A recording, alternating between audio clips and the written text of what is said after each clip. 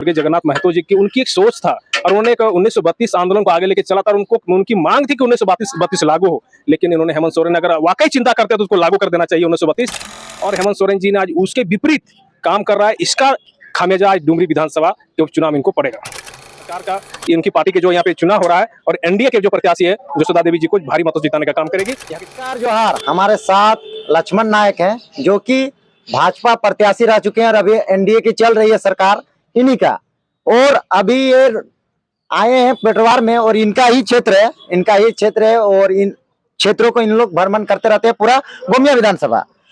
आज राज्य के एक बड़े मंत्री यानी बाबूलाल मरांडी का आगमन होना जा रहा है डुमरी और इसी क्षेत्र में गुजर रहे हैं, तो ये आए हैं उनको स्वागत करने के लिए और अपने क्षेत्र साथ ही साथ डुमरी क्षेत्र में कैसे जन जागरूकता अभियान चलाया जाए, लोगों के डोर टू डोर जोड़ा जाए, उस पर चर्चा परिचर्चा करेंगे और अपने जितने भी इनके कार्यकर्ता हैं सबको समझाएंगे और अपने अपने क्षेत्रों में उन लोग को भेज देंगे।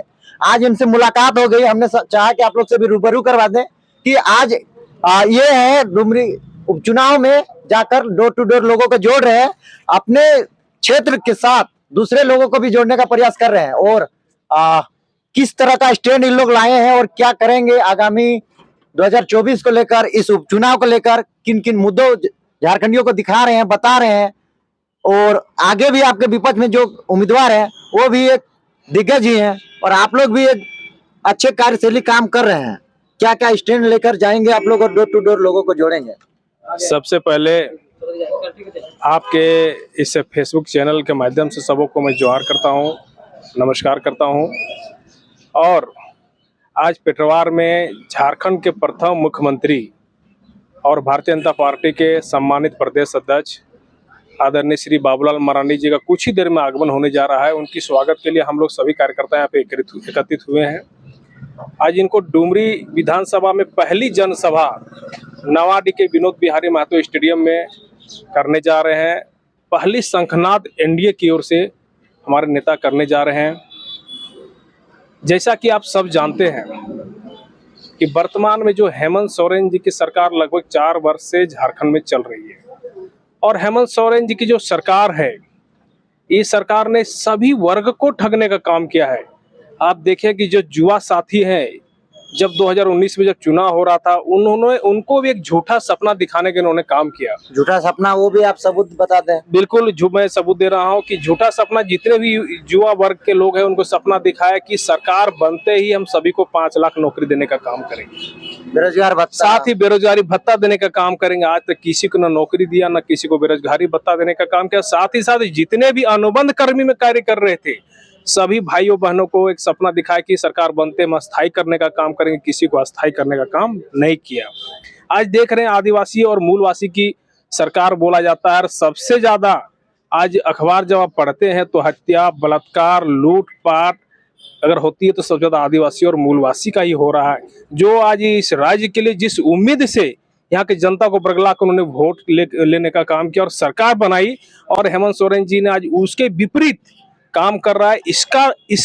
इसी का खामियाजा आज डुमरी विधानसभा के उपचुनाव में इनको पड़ेगा, क्योंकि सरकार और यहाँ की जनता, सरकार के कार्यकलाप की यहाँ की जनता ने जान चुका है कि भाई यहाँ पे सरकार सिर्फ लूटने में मस्त है। दोनों हाथ, चाहे अधिकारी हो, चाहे नेता हो, चाहे माइंस हो, पत्थर हो, चाहे कोयला हो या फिर वन क्षेत्र हो या जमीन हो, ये सबको अपने हिसाब से रात दिन लूटने में मस्त है। सरकार नाम का यहाँ पे कोई चीज नहीं है। डुमरी के साथ देख रहे हैं कि साहिबगंज में भी कितना खनन पट्टी का खुलासा हो रहा है, साथ ही साथ इनके कार्यकाल में कई IAS ऑफिसर का भी खुलासा हो रहा है। वो ठीक है, लेकिन 32 लोग बोलेंगे वहाँ डुमरी उपचुनाव में कि जगन्नाथ महतो 32 बोलते रह गए, वो बात रखते थे 32। निश्चित तौर पर बहुत अच्छी बात आपने कहा। अगर हेमंत सोरेन जी वाकई अगर ये झारखंड के वासी हैं, आदिवासी और मूलवासी के नेता हैं, अगर वाकई है तो उनको चाहिए कि अगर ये जो स्वर्गीय जगन्नाथ महतो जी की उनकी एक सोच था और उन्होंने एक 1932 आंदोलन को आगे लेके चला था और उनकी मांग थी कि 1932 लागू हो। लेकिन इन्होंने हेमंत सोरेन अगर वाकई चिंता करते हैं तो उसको लागू कर देना चाहिए 1932, ताकि यहाँ की जो झारखंड के आदिवासी मूलवासी झारखंड वासियों का एक सपना उसको पूरा होने का काम करता है। लेकिन इनको वो करना नहीं है। आपको नहीं लगता नेतागिरी करना है, यहाँ के लोगों को ठगने का काम कर रहे हैं, यहाँ के लोगों को छलावा करने का काम कर रहे हैं। आज ये सारे मामलों को लेकर अभी देख रहे हैं देश में नरेंद्र मोदी जी के नेतृत्व में सरकार चल रही है। देश में, पूरे देश में आज प्रत्येक भारतवासी का सीना चौड़ा होने का काम किया है। पूरे विश्व में भारत का मान बढ़ा है। और वैसे हमारे देश के यशस्वी प्रधानमंत्री जो एनडीए से आते हैं, और वो एनडीए के खिलाफ जो जितने भी आज देश के जितने भी जो नेता लोग हैं जिनको चल नहीं रहा है, उन्होंने एक आईएनडीए गठबंधन बनाया है। और वो आईएनडीए गठबंधन के तहत में आज उनकी प्रत्याशी है जेएमएम के जो माननीय मंत्री जी की पत्नी, धर्मपत्नी जी हैं। तो यहाँ की जनता जान रही है कि कैसे हम आईएनडीए को धूल चटाएं और फिर से एनडीए को जिताने का काम करें, ताकि बेहतर यहाँ पे राज्य में फिर 24 में सरकार बने और इस राज्य का सर्वांगीण विकास हो। यह एक जनता के मन में बैठ गया है। और आने वाला दिन में फिर से जैसा कि देखा जा रहा है, हेमंत सोरेन का जो कार्यकाल रहा, आप देख रहे हैं कि सभी वर्गों को छलने का काम किया, चाहे किसान वर्ग हो, चाहे महिलाओं का हो। आप देखते हैं कि रघुवर दास जी की सरकार जो चल रही थी, बहुत सारी जन कल्याणकारी महत्वाकांक्षी योजनाएं थी, सरकार बनते ही बदले के भावना से उन्होंने बंद करने का काम किया। जैसे देखते हैं कि 50 लाख तक की संपत्ति का रजिस्ट्री का मात्र 1 रुपया में होता था। जैसे ही सरकार बनी, उस योजना को बंद करने का काम किया।